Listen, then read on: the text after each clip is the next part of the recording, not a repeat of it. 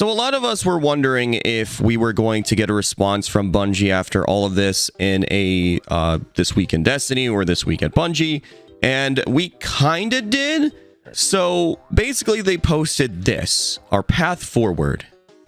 So this response has been getting a lot of mixed opinions. We'll talk about it, like I'll read it and then we'll discuss a lot of stuff. And I also have some more to kind of like share that was recently dropped as news on everything that's also going on, and we'll discuss that too. But anyways, this has been one of the most difficult weeks in our studio's history. As we parted ways with people we respect and admire, we've spent this week supporting one another, including those who are at the studio, as well as friends and colleagues who are no longer are. We want to acknowledge the feedback and concerns you have about Lightfall and recent seasons, as well as your responses to the reveal, The Final Shape.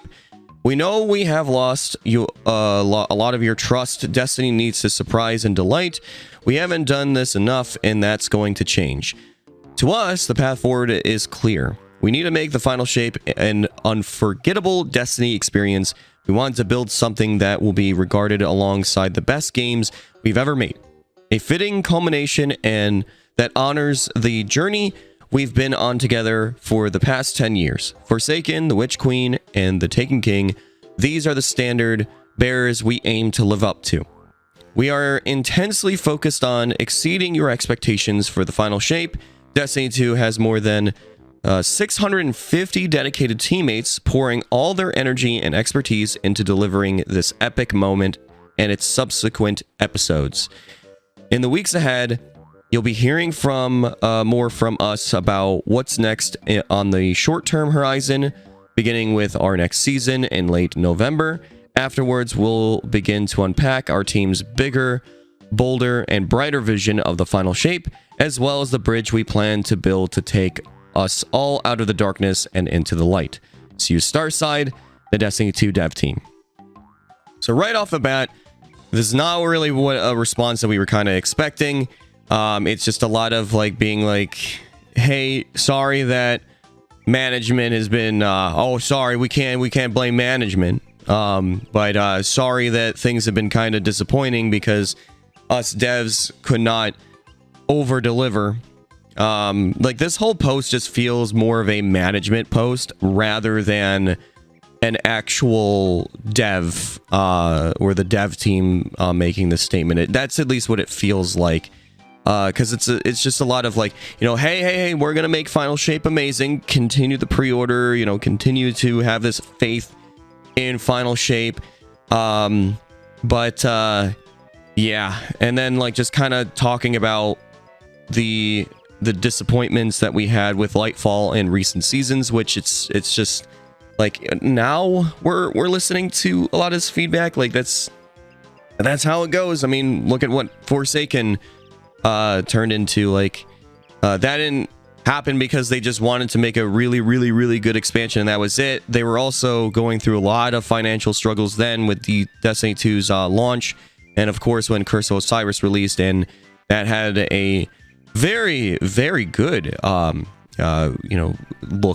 A lot of people enjoyed that season or whatever, but I also wanted to talk about this post that Paul Tassi made, where it was talking more about the ins about Final Shape with Bungie and like what they're aiming to do, and it's just let's just read it and then discuss. The Final Shape delay was known by some a couple months ago, but it is happening late enough where there cannot be a 30th anniversary size drop to split the season.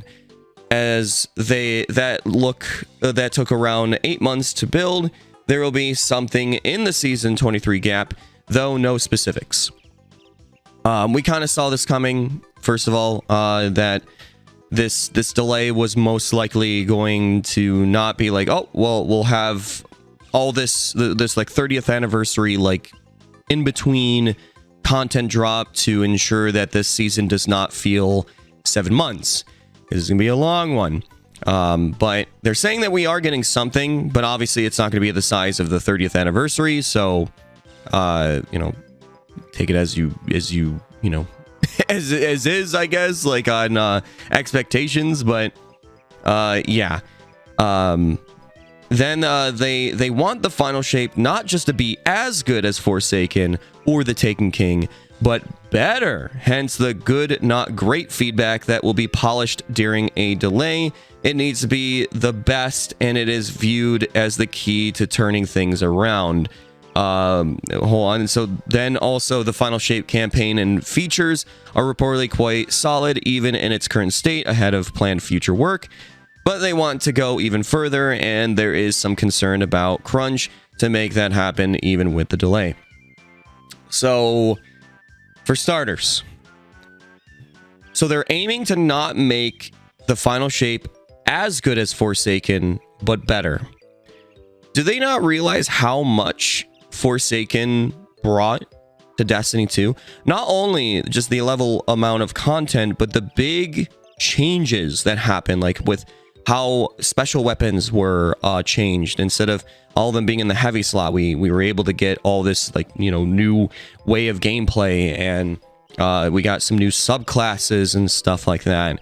And but yeah, when it comes to content, we got PvP maps. We got a brand new mode, Gambit, made from the ground up, with obviously new maps to that. And we got strikes, we got a big campaign, we had 2 patrol zones, we had a raid, and we also had a dungeon in the span of that expansion, that time period for the expansion before the first season that was released to us afterwards. And I don't know. I have the big doubt on all this. Like, I also don't wish for them to have crunch time. This whole thing was not on the devs. It was the management. There was so much statements being thrown out where devs genuinely wanted to over deliver, but they were told not to, and that sucks. And it sucks that with all the things that were happening, that the management is basically not dealing with any repercussions for their decisions, because they're the captain of the ship. If you make these bad decisions, it is your fault, because if they're still the captain, they're still going to make the same decisions or the same wrong decisions going forward, and we'll be back where we are, or worse, where even like Bungie can risk just being shut down. And it's just a mess.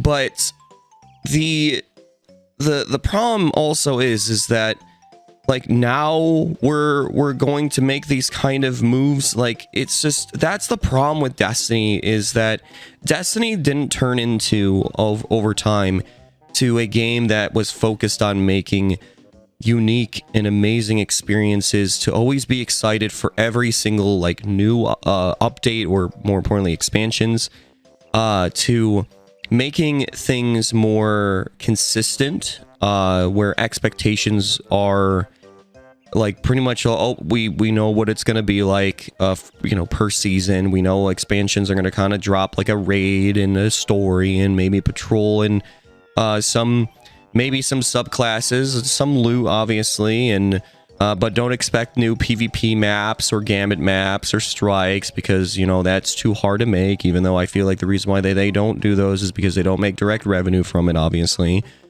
So management's like, nope, let's not do that, let's not waste our money on that.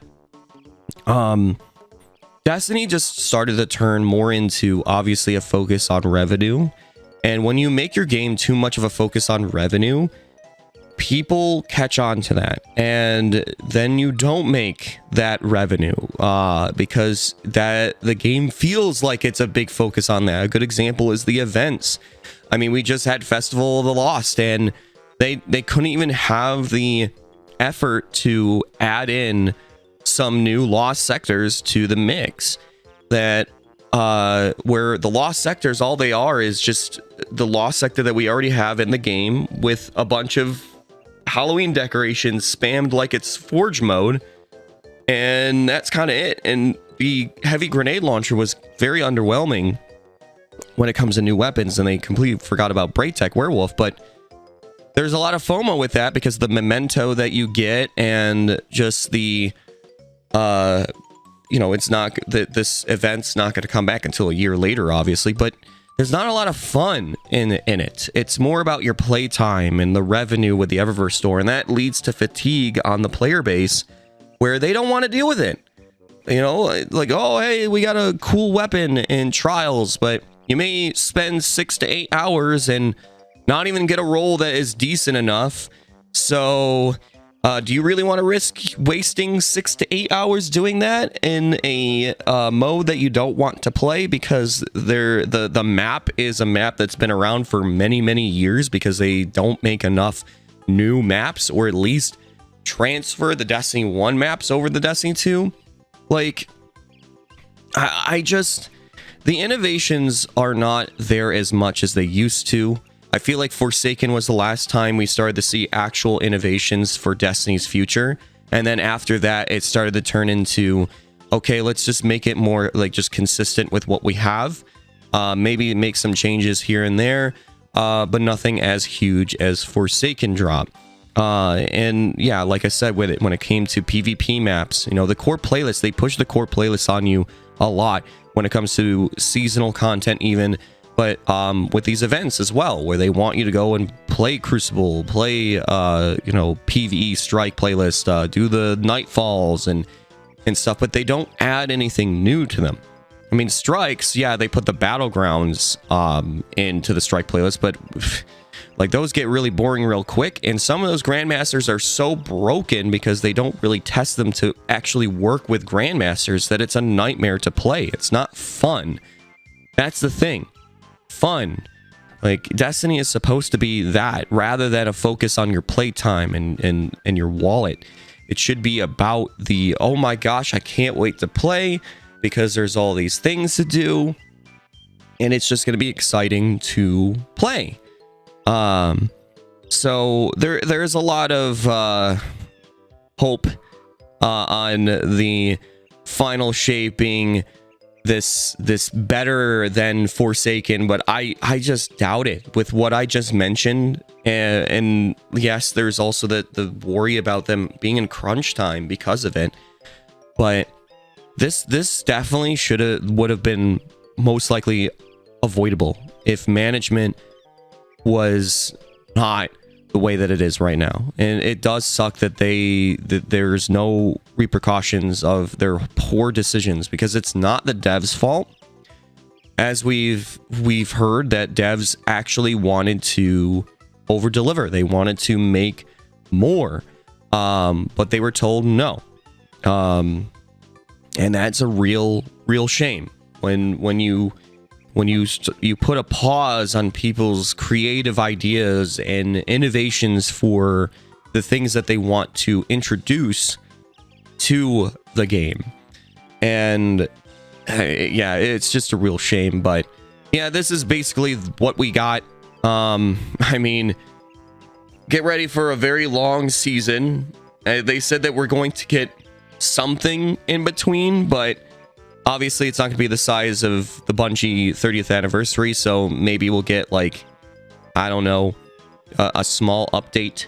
Maybe we'll get, like, a map for PvP. I don't know. But, regardless, I want to still have faith in the final shape. I've made my statement that I've been here on this journey for this long that I can't quit now, in the sense of, like, I need to play final shape because I want to see this through.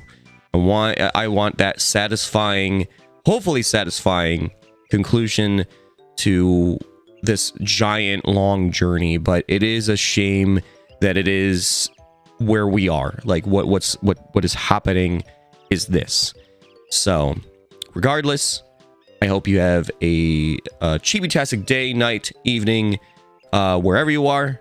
Thank you so much for listening. Chibi out.